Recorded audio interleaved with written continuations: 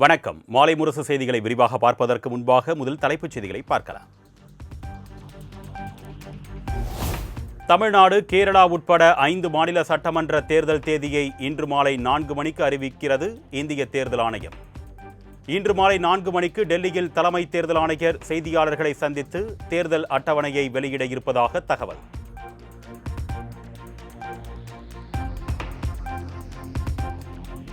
இந்திய தலைமை தேர்தல் ஆணையர் மற்றும் 2 தேர்தல் ஆணையர்கள் டெல்லியில் முக்கிய ஆலோசனை.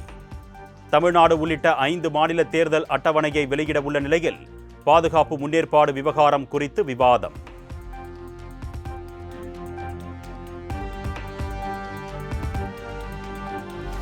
மாலை தேர்தல் தேதி அறிவிக்கப்பட உள்ள நிலையில் தமிழ்நாட்டில் தேர்தலுக்கான ஏற்பாடுகள் தொடக்கம்.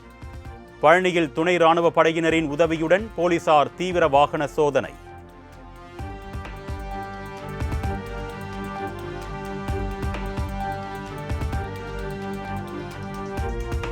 மாலை தேர்தல் தேதி அறிவிக்கப்பட உள்ள நிலையில் புதுச்சேரியிலும் தொடங்கிய வாகன சோதனை.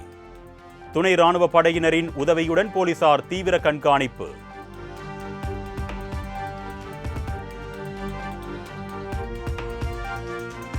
கரூர் பிரச்சாரத்தில் 41 பேர் உயிரிழந்த வழக்கு தொடர்பாக டெல்லி சிபிஐ அலுவலகத்தில் தவேக தலைவர் விஜய் ஆஜர். கடந்த முறை பெறப்பட்ட வாக்குமூலங்களின் அடிப்படையில் விசாரணை தொடர்வதாக தகவல்.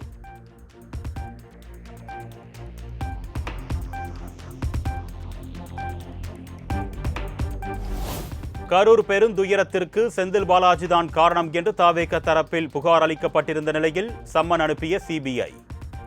டெல்லியில் உள்ள சிபிஐ அலுவலகத்தில் விசாரணைக்காக மார்ச் 17ஆம் தேதி நேரில் ஆஜராக போவதாக செந்தில் பாலாஜி தரப்பு அறிவிப்பு.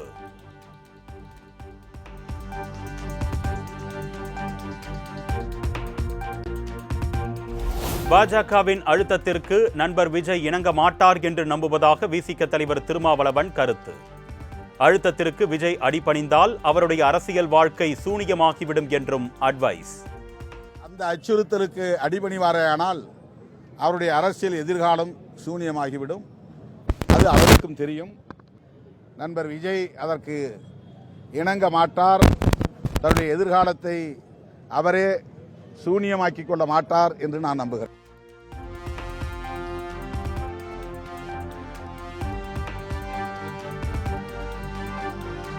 எல்பிஜி சிலிண்டர் தட்டுப்பாட்டை குறிப்பிட்டு மத்திய அரசை கண்டித்து மதசார்பற்ற முற்போக்கு கூட்டணி சார்பில் தமிழ்நாடு முழுவதும் ஆர்ப்பாட்டம். திமுகவுடன் காங்கிரஸ், விசிக, கம்யூனிஸ்ட், தேமுதிக, மதிமுக உள்ளிட்ட கூட்டணி கட்சி தலைவர்கள் பங்கேற்பு.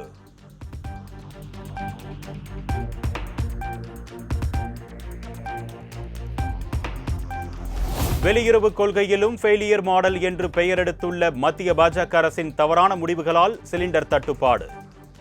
தொலைநோக்கு இல்லை, முன்னெச்சரிக்கை நடவடிக்கைகளும் இல்லை, பொதுமக்களுக்கு தான் இவர்களால் தொல்லை என்று முதலமைச்சர் மு.க. ஸ்டாலின் காட்டமாக விமர்சனம்.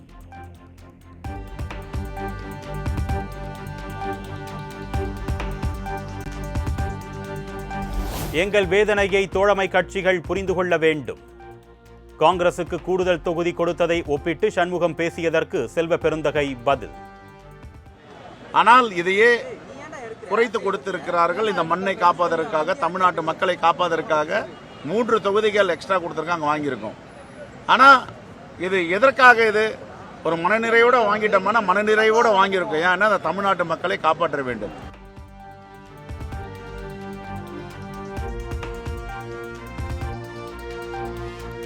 நடைபெறவுள்ள சட்டமன்ற தேர்தலில் போட்டியிடும் எண்ணம் இல்லை என்று மதிமுக பொதுச் செயலாளர் வைகோ அறிவிப்பு. மதிமுகவுக்கு ஒதுக்கப்படும் தொகுதிகளில் கட்சியினரே நிறுத்தப்படுவார்கள் என்றும் திட்டவட்டம்.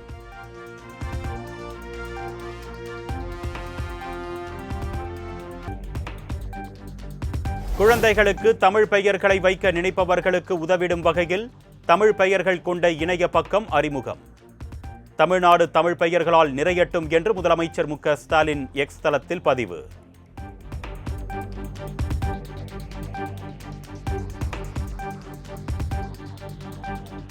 தமிழ்நாடு முழுவதும் நடைபெற்ற குரூப் 2, குரூப் 2A தேர்வுகள் கடந்த மாதம் குளறுபடி காரணமாக ரத்தான நிலையில் உரிய முன்னேற்பாடுகளுடன் நடந்து முடிந்ததாக தகவல்.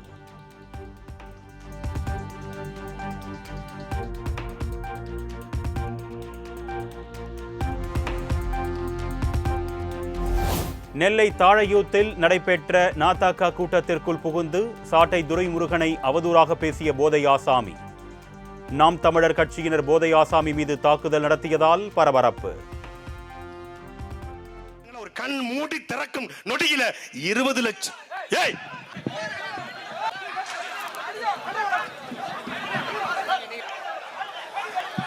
ஒண்ணு இல்ல, குடியார பேலுங்க. உட்காருங்க உட்காருங்க.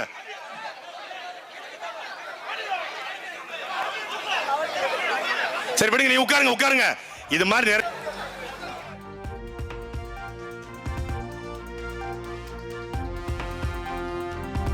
கோவையில் பெண் காவலரை பாலியல் வன்கொடுமை செய்ததாக அளிக்கப்பட்ட புகாரில் பட்டாலியன் படைப்பிரிவு எஸ்பி செந்தில்குமார் கைது. பாலியல் வன்கொடுமை, மிரட்டல், கொடூரமாக தாக்குதல் உள்ளிட்ட 10 பிரிவுகளில் வழக்கு பதிவு.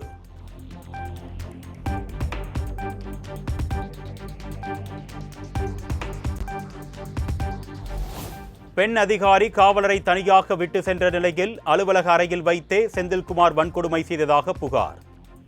பெண் அதிகாரியிடம் தன்னை விட்டு செல்ல வேண்டாம் என்று பாதிக்கப்பட்ட பெண் காவலர் கெஞ்சியதாக தகவல்.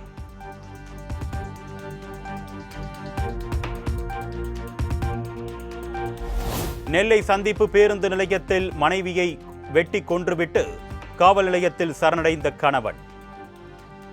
பட்டப்பகலில் நடைபெற்ற கொலை சம்பவத்தால் பதற்றம், போலீசார் குவிப்பு.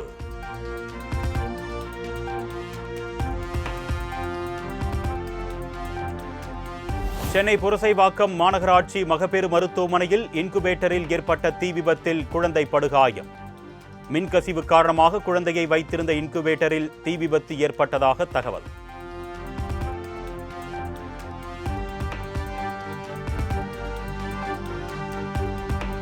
சென்னையை அடுத்த நாவலூர் சாமுண்டீஸ்வரர் நகரில் சிலிண்டர் வெடித்த விபத்தில் 2 குழந்தைகள் பரிதாபமாக உயிரிழப்பு. 7 வயது சிறுவன் உட்பட 7 பேர் படுகாயங்களுடன் மருத்துவமனையில் அனுமதி.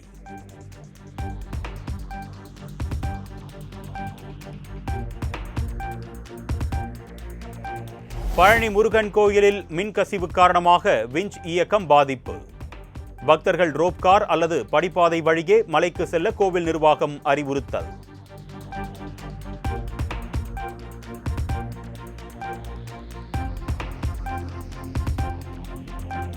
உலகளாவிய மோதல்களால் மக்களுக்கு ஏற்படும் பாதிப்புகளை குறைக்க மத்திய அரசு பாடுபடுவதாக பிரதமர் மோடி பேச்சு. காங்கிரஸ் கட்சி மக்கள் மத்தியில் பீதியை கிளப்புகிறது என்று அசாம் பொதுக்கூட்டத்தில் பரபரப்பு குற்றச்சாட்டு.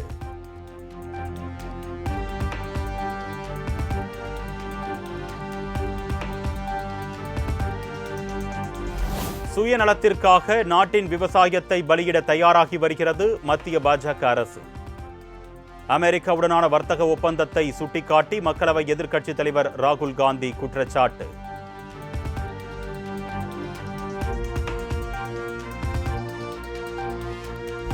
தேசம் குறித்து காங்கிரஸ் கட்சிக்கு எந்த ஒரு தொலைநோக்கு பார்வையும் கிடையாது என்று பிரதமர் மோடி காட்டம். வதந்திகளையும் பொய்களையும் பரப்பவும் போலியான ரீல்ஸ்களை உருவாக்கவும் தான் அவர்களுக்கு தெரியும் என்றும் விலாசல்.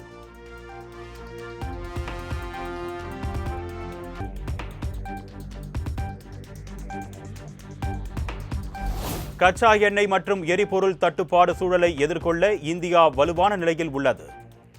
சாமானிய மக்கள் பாதிக்காத வகையில் மண்ணெண்ணெயை உற்பத்தியை அதிகரித்திருப்பதாக மத்திய அமைச்சர் பியூஷ் கோயல் தகவல்.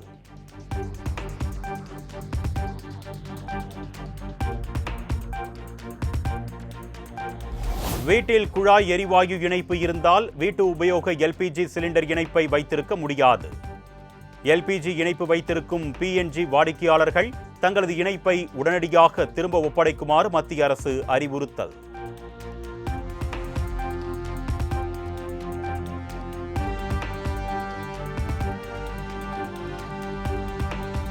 பஞ்சாப் சட்டப்பேரவை தேர்தலில் பாஜக வெற்றி பெற்று ஆட்சி அமைத்தால் 1 மாதத்திற்குள் மதமாற்ற தடை சட்டம் கொண்டுவரப்படும். பஞ்சாப் சட்டப்பேரவை தேர்தல் அடுத்த ஆண்டு நடைபெறவுள்ள நிலையில் உள்துறை அமைச்சர் அமித்ஷா பேச்சு.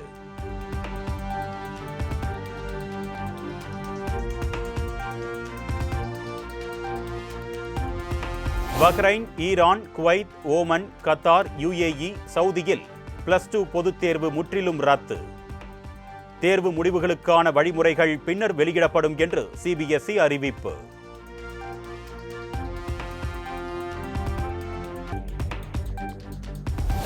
தனியார் வாகனங்களுக்கான வருடாந்திர ஃபாஸ்டேக் பாஸின் விலையை 3000 ரூபாயில் இருந்து 3075 ரூபாயாக உயர்த்தியது மத்திய அரசு. தமிழ்நாட்டில் உள்ள 66 சுங்கச்சாவடிகளின் கட்டணத்தையும் 5 முதல் 7% உயர்த்துவதாக அறிவிப்பு.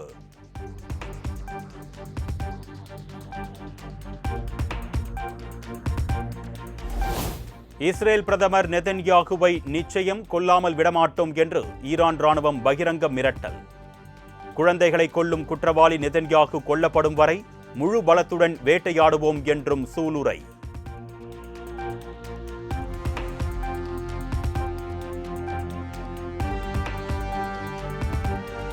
போரில் தோல்வியடைந்தாலும் ஹார்முஸ் பகுதியில் கப்பல் போக்குவரத்தை தடுக்கும் முயற்சியில் ஈரான் ஈடுபடலாம் என்று அமெரிக்க அதிபர் ட்ரம்ப் உலக நாடுகளுக்கு எச்சரிக்கை.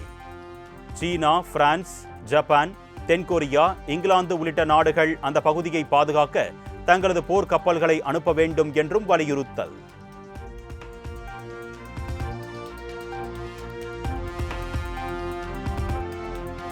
ஹார்முஸ் நீரிணையை பாதுகாக்க போர் கப்பல்களை அனுப்புமாறு ட்ரம்ப் விடுத்த அழைப்பை மறுத்த சீனா. ஒத்துழைப்பு தர முடியாது என்று திட்டவட்டம்.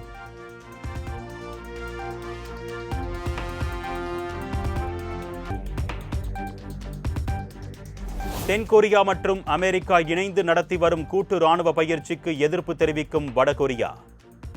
ஏவுகணை சோதனையை அடுத்து வடகொரியாவுடன் மீண்டும் பேச்சுவார்த்தை நடத்த ட்ரம்ப் விருப்பம்.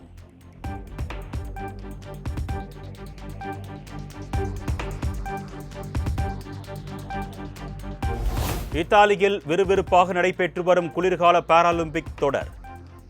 பெண்களுக்கான பனிசறுக்கு போட்டியில் ரஷ்யாவின் வர்வாரா ஓரோன்ஸ்னிகினா தங்கப்பதக்கம் வென்று அசத்தல்.